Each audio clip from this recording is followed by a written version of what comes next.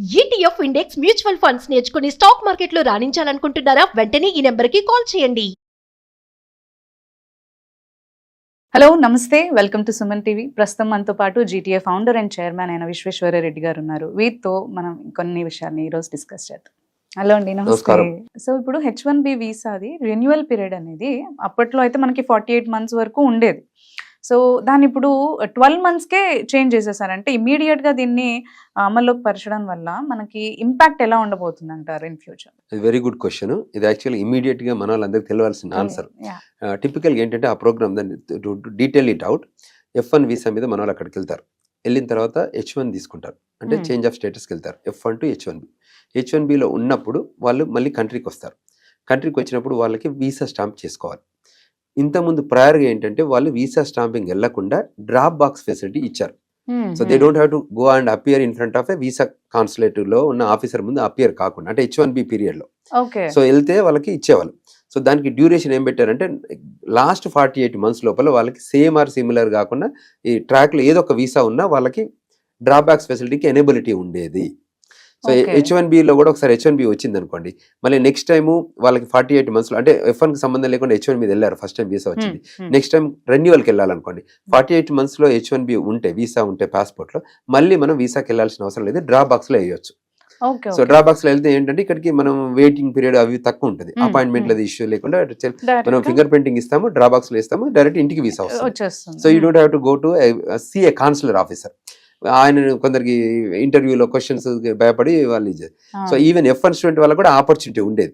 But currently ఏం చేశారంటే వాళ్ళు 12 months వీసా ఉన్న వాళ్ళకే, అంటే పీరియడ్లో లాస్ట్ 12 months బ్యాక్ వాళ్ళకి ఆ వీసా ఉండుంటే తప్ప వాళ్ళు మళ్ళీ డ్రాప్ బాక్స్ ఫెసిలిటీ లేదు. రెండవది F1 మీద వెళ్ళి మళ్ళీ H1 మీదకి ట్రాన్స్ఫర్ అయ్యి H1 లో డ్రాప్ బాక్స్ ఫెసిలిటీ తీసేశారు. ఇప్పుడు ఏంటంటే F1 ఉంటే F1 ఉంటుంది, H1 ఉంటే H1 ఉంటుంది. F1 ఉన్న H1 ఉన్న వాళ్ళకి డ్రాప్ బాక్స్ ఫెసిలిటీ ఉండేది కూడా ఇప్పుడు లేదు. So there is none like that, you know. So అంచేత ఇప్పుడు మన ఏ ట్రాక్ లో ఉంటే ఆ ట్రాక్, అది కూడా 12 months చేశారు. So instead of 48 months 4 years అంటే చాలా లాంగ్ పీరియడ్. సో దాన్ని చేశారు కాబట్టి ఇప్పుడు ఇంపాక్ట్ ఎలా జరుగుతుంది, మన visa appointments Chennai consulate, Hyderabad consulate, Calcutta consulate, Delhi or Mumbai whatever the consulate లో ఎక్కువ మంది లైన్లు వెయిట్ చేయాల్సి వస్తుంది ఇప్పుడు. సో ఇక్కడికి US నుంచి ఇక్కడికి వచ్చే 1 month కో 30 days కో వచ్చి ఇక్కడ ఉండే బ్యాచ్ ఉంటారు కదా, 1 year కే వెళ్ళాల్సి ఉంటుంది కాబట్టి కదా, కంట్రీ బయటకు వస్తేనే ఇది, కంట్రీ లోపల ఉన్నప్పుడు వీసా అక్కర్లేదు, అక్కడ H1B ఎక్స్టెన్షన్ అవుతూ వెళ్తుంటది. సో వాళ్ళు ఓన్లీ కంట్రీ బయటకి వెళ్ళి మళ్ళీ లోపలికి వెళ్ళాలన్నప్పుడు ఈ వీసా రిక్వైర్మెంట్ ఉంటుంది. విత్ ఇన్ ద కంట్రీ మనం ఎన్నేళ్ళు ఉన్నా కూడా వాళ్ళు ఎప్పుడు వీసా అడగరు. So it is an extension of stay అంటారు దాన్ని. ఇక్కడ ఏంటంటే వీసా న్యూ ఎంప్లాయ్మెంట్ కిందనో కానీ న్యూ కింద కంట్రీ అవుట్కి వెళ్ళి మళ్ళీ లోపలికి వస్తే పాస్పోర్ట్ లో వీసా లేదనుకోండి, they have to go for renewal in the same track. ఇవి H1 గాయ్ అంటే H1 లో పనిచేస్తున్న వ్యక్తి ఇండియాకి వచ్చి మళ్ళీ కంట్రీ లోపలికి వెళ్ళాలంటే H1 మీద వెళ్ళాలి. సో అక్కడ ఉన్న H1 డ్యూరేషన్ ఎక్స్పైర్ అయ్యాక కొత్త H1 కాపీ వస్తే అది ఇక్కడ చూపించి వీసాకి వెళ్ళాల్సి ఉండేది. అది దాన్ని డ్రాప్ బ్యాక్స్ పెట్టారు ప్రీవియస్లీ.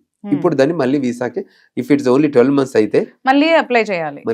అది చాలా ఇంపాక్ట్ అవుతుంది మన వాళ్ళకి. కొంచెం అంటే ఇప్పుడు మళ్ళీ అప్లై చేసినప్పుడు వాళ్ళకి రిజెక్ట్ అయ్యే అవకాశం ఉండొచ్చు. అందుకోసం అది ఆ భయం. ఆ వీసాకి వెళ్తారు కదా, ఆ వీసాలో మళ్ళీ క్వశ్చన్లు అడుగుతారు కదా, ఆ వీసాలో ఈ లోపల ఏమవుతుంది, ఆ ఇంటర్వ్యూకి వెళ్తారు కాబట్టి అక్కడ అమెరికాలో ఏదైనా మిస్టేక్ చేసి ఉంటే, ఈ DUI కేసులో కానీ థెఫ్ట్ కేసులో కానీ ఇంకేదైనా క్రిమినల్ ఇంటెంట్ యాక్టివిటీ చేసి ఉంటే ఈ ఇంటర్వ్యూలో దొరికిపోతారు. రెక్టిఫై చేయడానికి ఇలా తీసుకొచ్చారు, బట్ అది ఇక్కడ ఉన్న వాళ్ళకి అది ఇంపాక్ట్ అవుతుంది. ఎందుకంటే సగం జాబ్స్ వదిలేసో లేకపోతే ఫ్యామిలీ పర్పస్ కో వస్తూ వెళ్తూ ఉంటారు. సో మళ్ళీ అది రిజెక్ట్ అవుతుంది అనే పాసిబిలిటీ ఉంటుంది కదా, మరి ఇది చాలా ఎఫెక్ట్ పడుతుంది. సో దీంట్లో ఎలాంటి చేంజెస్ తెస్తే బాగుంటుందని మీరు అనుకుంటున్నారు? అంటే టిపికల్ ఏంటంటే గవర్నమెంట్ ఎప్పుడు కూడా their look at their interest. America ఏం చేస్తుందంటే రకరకాల ఇష్యూస్తో ఉంటారు, కంట్రీలో ఎప్పటికీ రిఫైన్మెంట్ ఉండాలి. అదన్నీ డ్యూరేషన్ ఆఫ్ స్టే ఉంటుందండి. Everything duration of life type, మనకి లైఫ్ పీరియడ్ని ఎలా డిఫైన్ చేస్తారు, ప్రతిదీ కూడా 4 years కో 10 years కో రెన్యువల్స్ ఉంటాయి ఆ కంట్రీలో ప్రతిదీ. ఇక్కడలాగా ఇప్పుడు మనకి ఇక్కడ డ్రైవర్ లైసెన్స్ 20 ఏళ్ళు ఇస్తారు, అక్కడ 20 ఏళ్ళు ఇయ్యారు, 8 ఏళ్ళు ఇస్తారు. సో వాళ్ళు ఏంటంటే 8 years కి రెన్యువల్ కాదు, 8 years ఒకసారి టెస్ట్ కావాలని టైప్. సిమిలర్ లైన్లో H1B only 3 years. So 3 years job ఉంటే 3 years ఇస్తాం, జాబ్ లేకపోతే 1 year ఇస్తాం.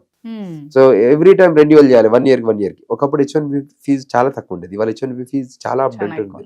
సో వాటిని కూడా ఇంపాక్ట్ అవుతుంది, ఎంప్లాయర్ పైన ఇంపాక్ట్ అవుతుంది, ఎంప్లాయీలో కూడా అదొక స్ట్రెస్ ఉంటుంది కదా. ఇంకా H1B పెండింగ్ ఉన్నప్పుడు కానీ H1 అప్రూవల్ టైంలో డ్యూరేషన్ మధ్యలో ఉన్న టైంలో అంతా కూడా స్ట్రెస్ అవుతారు, ఎప్పుడు వస్తుంది నా H1B అనేది. సో ఈ వీసా అది కూడా ఒకసారి వీసా ఎక్స్పైర్ అయితే అంతకుముందు 48 months అయినా వెళ్ళిపోయి డ్రాప్ బాక్స్ వేస్తే Yes. వచ్చిన రోజే డ్రాప్ బాక్స్ వెళ్ళి వాళ్ళ 20 days 30 days ఫ్యామిలీతోని విజిటింగ్ అవి చేసుకొని మంచిగా మళ్ళీ కంట్రీకి వెళ్ళిపోయేటట్టు ఉండేది. ఇప్పుడు అలా లేదు, తప్పకుండా వీసాకి వెళ్ళాలి. మళ్ళీ వీసా ముందు attend అసలు అపాయింట్మెంట్ దొరకాలి, ఎందుకంటే బికాస్ వాల్యూమ్ ఎక్కువైపోతారు కదా, అందరు వీసాకి వెళ్ళాలి కదా.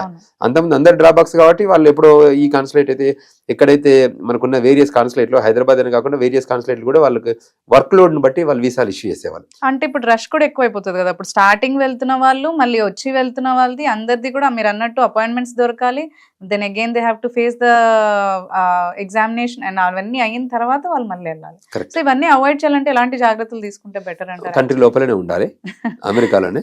సో కంటిన్యూషన్ గా గ్రీన్ కార్డ్ వచ్చేవరకు, అంటే మనం until unless you have a family emergency, you have real need అయితే తప్ప ఇండియాకి ఈ టైంలో వెళ్ళకండి.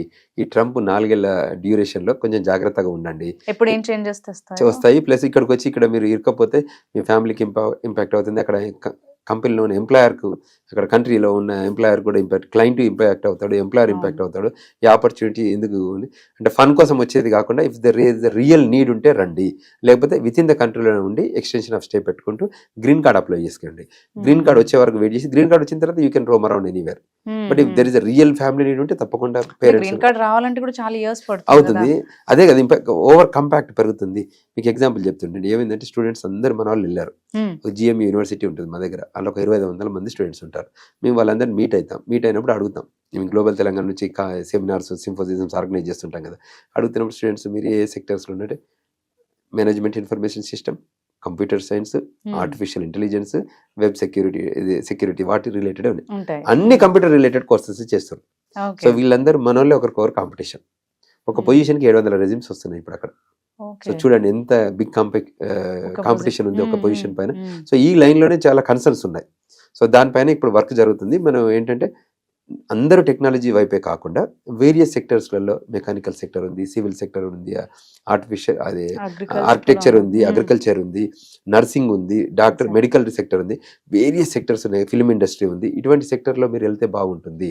దాని బదులు అందరు వెళ్ళిన ప్రతి ఒక్కరు కంప్యూటర్ సైన్స్ అంటే ప్రతి ఒక్కరు కంప్యూటర్ జాబ్ కావాలంటే అది ఇబ్బంది అవుతుంది. కాంపిటీషన్ ఎక్కువైనప్పుడు వచ్చే ఛాన్సెస్ కూడా తగ్గిపోతాయి అనుకుంటా. ఎగ్జాక్ట్లీ ఎట్లాగైనా కానీ ఒకటే సెక్టర్ అవుతుంది, ఇబ్బంది అవుతుంది. అవును అవును అవును. సో దట్ వేరే దాంట్లో తక్కువైపోయి ఇందులో ఎక్కువైపోయేసరికి జాబ్స్ వాళ్ళకి రావడానికి కూడా jobs, green cards exactly green cards కూడా అంతే సేమ్ డిలే అవుతుంది మన వాళ్ళందరికీ. సో అంచేత టిపికల్ గా ఏంటంటే డిఫరెంట్ సెక్టర్స్ లో వెళ్ళండి. కొన్ని ప్రాఫిట్ హెచ్వన్స్ ఉంటాయి, నాన్ ప్రాఫిట్ హెచ్వన్స్ కూడా ఉంటాయి. సో అందులో కూడా ఆపర్చునిటీ ఉంటే నాన్ ప్రాఫిట్ హెచ్వన్ కూడా చేసుకోవచ్చు. అది ఈజీగా వస్తుందంట. అది దానికి కోటా కిందకి రాదు, అది లాటరీలో ఉండవు. ఓకే, అవి లాటరీలో ఉండవు అంటారు. ఓన్లీ టెక్నికల్ వాళ్ళకి అన్లిమిటెడ్, దీనికి లిమిటెడ్, అది అన్లిమిటెడ్ H1Bs. సో అయినా ఇలా ఉన్నా గానీ ఎందుకు దానికి ఎక్కువ ఆప్ట్ చేయట్లేదు? గ్రీన్ కార్డ్ చేయడానికి ఇబ్బంది అవుతుంది. తర్వాత non profit H1, profit H1 కి వేరియంట్స్ ఉంటుంది. ఫర్దర్ గ్రీన్ కార్డ్ కి అది వేరే ఉంటుంది అంటారు, ఎఫెక్ట్ పడుతుంది అంటారు. Okay okay, thank you very much.